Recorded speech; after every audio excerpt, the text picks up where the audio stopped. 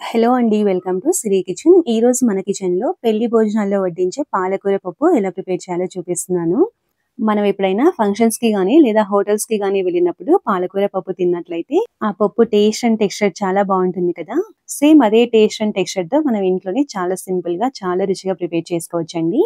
వేడి వేడి అన్నంలోకి పాలకూర పప్పు, కాస్త నెయ్యి, అలాగే ఏదైనా ఒక వేపుడు వేసుకొని తిన్నామంటే రుచి అద్భుతంగా ఉంటుంది. సో, ఇంకా లేట్ చేయకుండా ఈ ఫంక్షన్ స్టైల్ పాలకూర పప్పు రెసిపీ ప్రాసెస్ ఏంటో వీడియోలోకెళ్ళి చూద్దాము. ఈ పాలకూర పప్పు ప్రిపేర్ చేయడం కోసం ముందుగా ప్రెషర్ కుక్కర్‌లోకి 3/4 కప్పు కందిపప్పు వేసి, నీట్‌గా 2 సార్లు క్లీన్ చేసిన తర్వాత 1 కప్పు కందిపప్పుకి 2 కప్పుల వరకు వాటర్ పోసుకోవాలి. ఇక్కడ మనం 3/4 కప్పు కందిపప్పు తీసుకున్నాం కాబట్టి 1.5 కప్పు వాటర్ పోసి, మూత పెట్టి ఒక అరగంట సేపు నాననివ్వాలి. అంత టైం లేదనుకున్నప్పుడు వెంటనే కూడా ప్రిపేర్ చేసుకోవచ్చు. బట్ కందిపప్పు ఉడకడానికి కొద్దిగా టైం పడుతుంది. ఒక అరగంట తర్వాత ఇందులోకి 4 మీడియం సైజ్ టమాటాలని కట్ చేసుకొని వేసుకోండి. అలాగే కొద్దిగా చింతపండు, ఇక్కడ చూపిస్తున్న విధంగా కొద్దిగా చింతపండుని క్లీన్ చేసుకొని వేసేసుకోండి. తర్వాత కారానికి సరిపడా అంటే ఒక 10, 12 పచ్చిమిర్చిని కట్ చేసుకొని వేసుకోండి. అలాగే ఒక రెమ్మ కరివేపాకు, 1 టీ స్పూన్ ధనియాలు వేసుకోండి. ధనియాలు వేసుకోవడం వలన ఫ్లేవర్ అండ్ టేస్ట్ చాలా బావుంటుంది. తర్వాత ఒక అర టీ స్పూన్ పసుపు వేసుకొని ఈ విధంగా పైన పైన కలిపేసేసుకొని వాటర్ లెవెల్‌ని చెక్ చేసుకోవాలి. అంటే ముక్కలు మునిగేంత వరకు వాటర్ ఉండాలి. ఇప్పుడు మూత పెట్టేసి మీడియం ఫ్లేమ్‌లో 4-5 విజిల్స్ వచ్చేంత వరకు ఉడికించుకొని తీసుకోండి.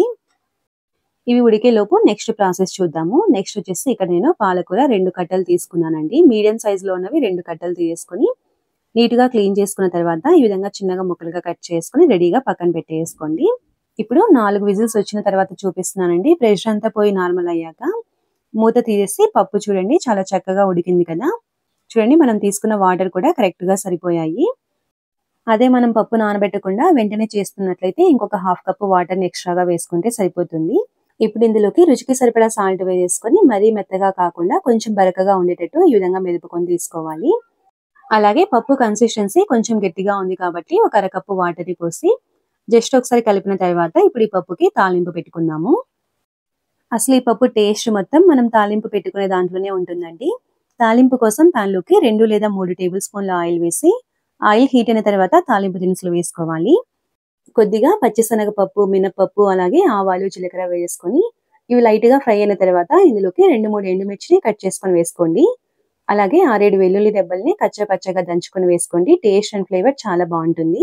ఈ తాలింపు మొత్తాన్ని లో ఫ్లేమ్‌లోనే చక్కగా ఫ్రై చేసిన తర్వాత ఇందులోకి ఒక రెమ్మ కరివేపాకు, అలాగే ఒక పెద్ద సైజు ఉల్లిపాయని ఈ విధంగా కొంచెం చిన్నగా పొడవుగా కట్ చేసుకొని వేసుకోండి.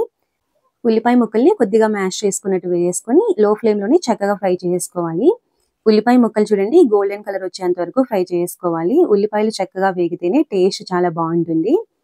ఉల్లిపాయలు బాగా వేగిన తర్వాత ఇందులోకి మనం ముందే కట్ చేసి పెట్టుకున్న పాలకూరను వేసేసి, పాలకూరను కూడా బాగా ఫ్రై చేసుకోవాలి. పాలకూర త్వరగానే ఫ్రై అవుతుందండి. ఈ విధంగా కొద్దిగా ఫ్రై అయిన తర్వాత ఇందులోకి కొంచెం సాల్ట్ వేసుకోండి. ఆల్రెడీ మనం పప్పులోకి వేసాం కాబట్టి, ఈ ఉల్లిపాయ ముక్కలకి, పాలకూరకి తగ్గట్టు సాల్ట్ వేసేసుకొని, ఒకసారి అంతా బాగా కలిపిన తర్వాత కొద్దిగా కొత్తిమీరను కూడా వేసేసుకొని జస్ట్ ఒక నిమిషం పాటు ఫ్రై చేసి, ఇప్పుడు ఇందులోకి మెదిపి పెట్టుకున్న పప్పును వేసి, మనకి కొంచెం పప్పు లూజ్‌గా కావాలి అనుకుంటే ఇంకొంచెం వాటర్‌ని యాడ్ చేసి, టేస్ట్ చెక్ చేసుకోవాలి. అలాగే కొంచెం కొత్తిమీర కూడా వేస్తున్నాను. ఇప్పుడు ఒకసారి అంతా కలిపేసిన తర్వాత టేస్ట్ చెక్ చేసుకోండి. ఉప్పు సరిపోకపోయినా లేదా కారం, పులుపు సరిపోకపోయినా అడ్జస్ట్ చేసుకోవచ్చు. కారం కోసం మనం రెడ్ చిల్లీ పౌడర్‌ని యాడ్ చేసుకుంటే సరిపోతుంది. అలాగే పులుపు కోసం కొద్దిగా నిమ్మరసంని కూడా యాడ్ చేసుకోవచ్చు. అన్నీ కరెక్ట్‌గా సరిపోయినట్లయితే మూత పెట్టేసి లో ఫ్లేమ్‌లో ఒక 3, 4 నిమిషాల పాటు ఉడికించేసుకోవాలి. 4 నిమిషాల తర్వాత మూత తీసేసి మళ్ళీ ఒకసారి అంతా బాగా కలిపేసేసుకొని స్టవ్ ఆఫ్ చేసుకుంటే సూపర్ టేస్టీగా ఉండే పాలకూర పప్పు రెడీ అయిపోతుంది. ఈ పాలకూర పప్పు రైస్‌లోకే కాకుండా రోటీ, చపాతీస్‌లో కూడా చాలా బావుంటుందండి. మీరు కూడా ఈ పాలకూర పప్పుని ఒకసారి ఈ విధంగా ట్రై చేసి చూడండి. సేమ్ మనకి పెళ్లి భోజనాల్లో తిన్న ఫీలింగ్ వస్తుంది. చూసారు కదా! చాలా సింపుల్‌గా ప్రిపేర్ చేసుకున్నాము. టేస్ట్ కూడా చాలా చాలా బావుంటుందండి. ఈ సింపుల్ అండ్ టేస్టీ పాలకూర పప్పు రెసిపీ మీకు నచ్చినట్లయితే తప్పకుండా లైక్ చేసి మన ఛానెల్‌ని సబ్స్క్రైబ్ చేసుకోండి. Thanks for watching.